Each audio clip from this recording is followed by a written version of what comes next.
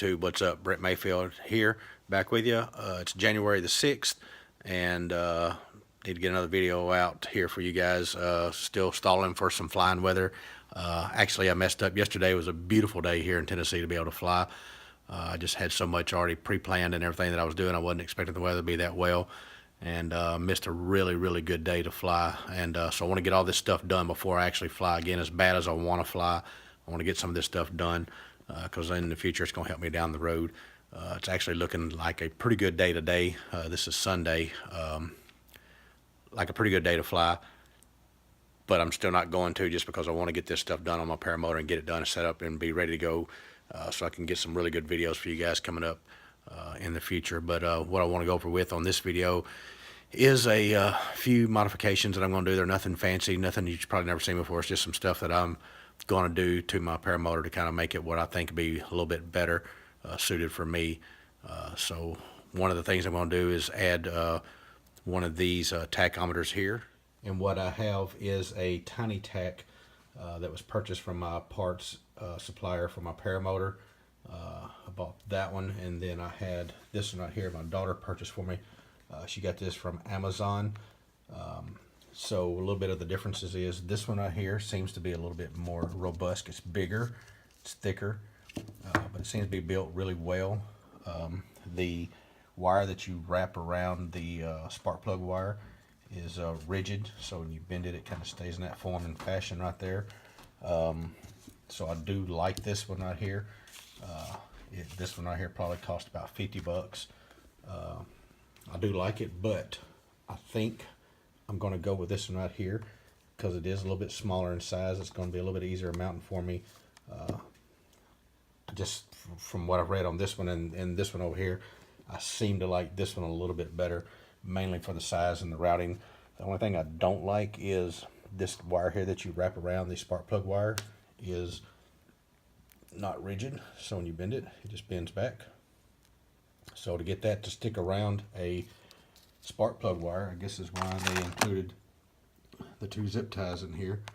1, 2 there. I guess you can put one at the beginning of the wrap and wrap it around your 5 times, and then zip tie it on there again. I don't know. I'll figure it out and see. If it's not like what I want, then I'll go back to this setup here. But I'm actually going to be installing this one out here on this video.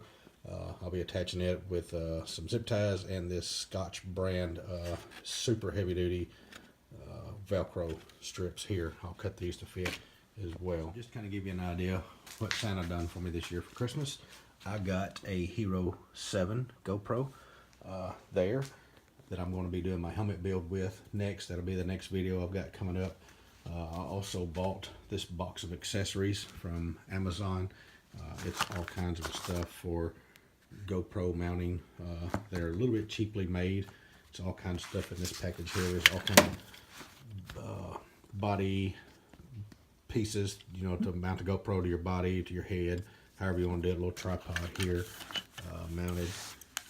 You can actually use the tripod. You can use this right here, throw it in the water if you want to float it, selfie stick, blah blah, all that other stuff. The cool thing about this package was it actually came with a cheap version. See there, newer. It came with a cheap version. I'm gonna call it a GoPro knockoff. Essentially, seems to be like a really cool cheap camera. I bought this whole kit mainly because I wanted all the accessories that are in here, which is a bunch of different styles of these connecting pieces right here for multiple different uses. And for the, even though my GoPro is waterproof, when I use it for the helmet cam, sometimes the doors will be off of it. It won't be waterproof, so I really bought this case to have a waterproof case if I wanted it, and didn't even really realize it came with a cheap knockoff camera, but it did. So I'm actually going to use this in my setup as well, and I'll show you that here in just a second. I'm over here at the paramotor now. One of the things I'm going to do, see my paramotor here, is the cheap knockoff. For the time being, set my seat here, I'm going to have it mounted right here. This is mounted to the nose of my paramotor, and I'll have that camera as a look back to me as I'm flying. Maybe not what you want to see, but that's what you're going to get. So that camera will be mounted there for the time being, and then I will eventually get a fly behind built, so I can throw that back there and then use that camera as kind of like a fly behind view of when I'm flying. I also got this mount here. I've had this mount on there. This is one I put on there. It's for my phone. Really handy little, and it actually works really well.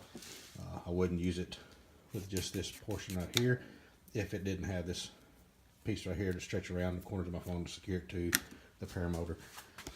One of the things I'm going to do here on my throttle, see if I can get this in my hand here, sorry about that. So my throttle cable here, as you can see, the regular normal throttle situation. If you, typically when you're flying, I don't know if you're supposed to use one finger holding onto your riser on the throttle side or not. Either way, I prefer 2 fingers on that riser and throttle with 2 fingers. The problem is this throttle linkage is so long, even with 1 finger. I know you're not gonna hold it down, but it just feels to me like that's in the way. It's always in the way. So I'm gonna cut this right here down, trim that off, and make it a little bit more easy for when I'm 2 fingers pulling it and giving myself throttle. I'm not gonna cut too short, but I am gonna cut some of the length off there. And then also here on my paramotor, this is where I hook my wing to. I'm going to mount the tachometer probably right in here using that Velcro so I can take it off and move it if I need to. I'm just going to run the wires down through the tubing here, and I'll kind of show you that and run it down and hook it up to that. We'll kind of go through that in a quick set video. Another thing that I'm going to do with my fly pod that I purchased has the multiple hanging points on it there. So I'm going to take a white paint pen and mark the one that I normally use. I know that it's probably never going to come off there. Rarely it may, who knows, may come off it either way. It's 4 holes. It's easy to remember, 1, 2, 3, 4, but it's also the easiest way to remember is mark it with a white paint marker on both sides. It's a good check to know that even if I'm sitting there, I can look up at this real quickly and make sure that I've got this in the same hole, because who knows, I may train my kids to fly. Their hang point may be different on here, so at least I'll know where mine is. And that will be the extent of what I'm going to do. And then we'll get this video knocked out. All right, so I'm going to take my Dremel here. I'm going to knock this right here off just a little bit, and we'll see where we're at.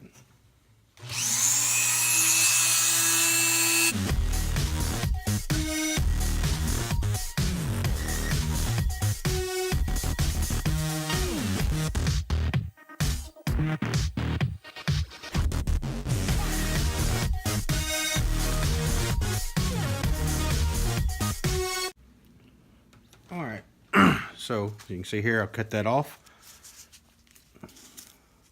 Kind of shaped it up around the edges right here some, smoothed it down some. So now, with the 2 fingers, it's sticking up about a 1/4 inch here past there. So now I've got it cut down to where it's only 2 fingers. It's not really in the way, so if I use 2, if I don't use, I can actually put 3 on there if I wanted to, still put 3 fingers on there. But I'm gonna go with the 2 fingers on the risers and the 2 fingers on the throttle.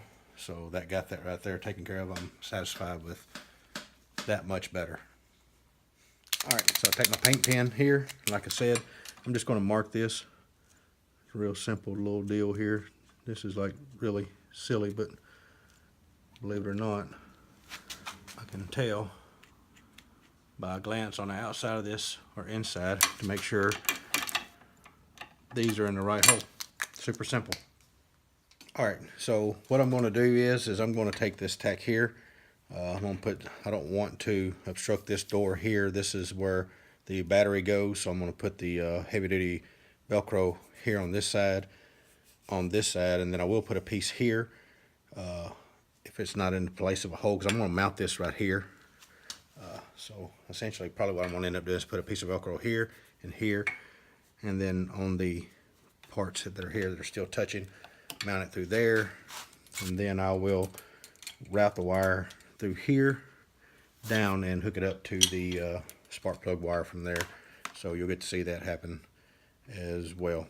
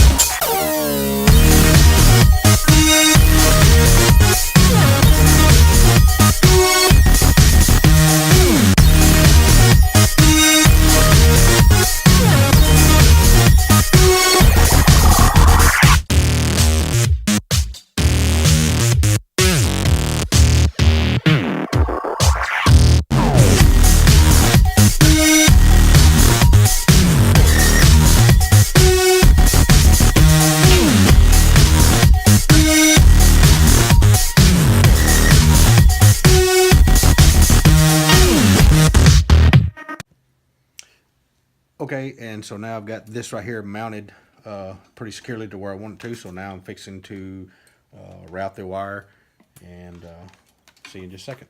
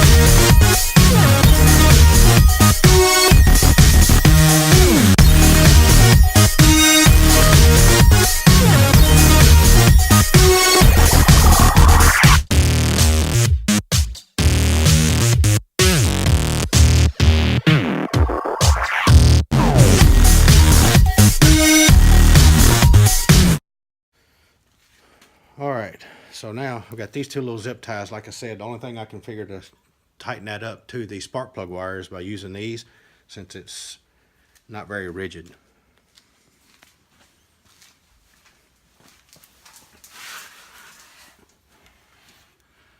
So I got my wire here, and then I'm going to test wrap it.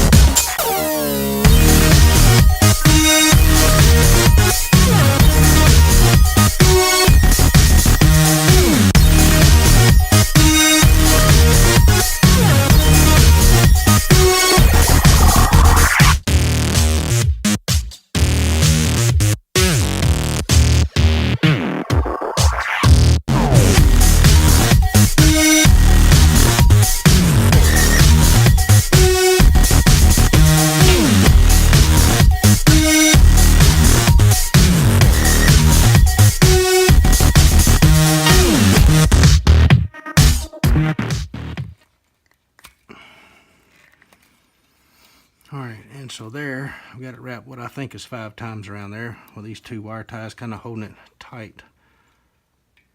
We'll see how that works out.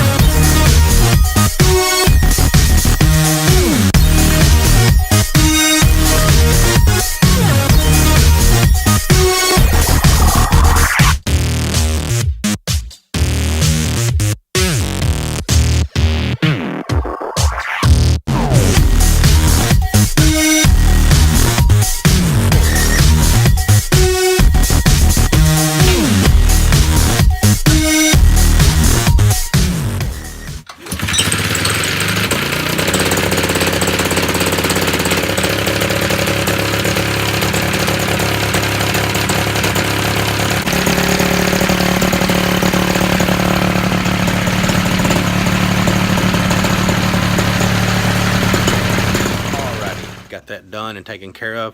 The RPMs are showing a little high on there. That's just an internal setting within the tach itself, so I'll go in there and make those adjustments and get that set up to where it's running and showing about 1400 RPM is about what it should be showing on a normal two-stroke engine. So I'll get that set up, and pretty much that's what the minor modifications, if you want to call it, that I've done to it. That's just enough to get me in there. So now on to the helmet build. Until then, look for that video coming up, and I'll get started on that pretty quickly. So I got some stuff coming in, like I said, this week, so all that'll be in, and I'll get that build started. And then once that happens, then when these pretty days like today, as you can see, beautiful, beautiful, calm day, and I'm sitting here working on the paramotor, getting it ready for flights. But I want it to be perfect. I want everything to be set up so when I get ready to go, it's ready to go, and then I'll just have to work through that stuff as I do it. And until then, we'll see you on the next video on the helmet build. Look forward to seeing you guys. Thanks.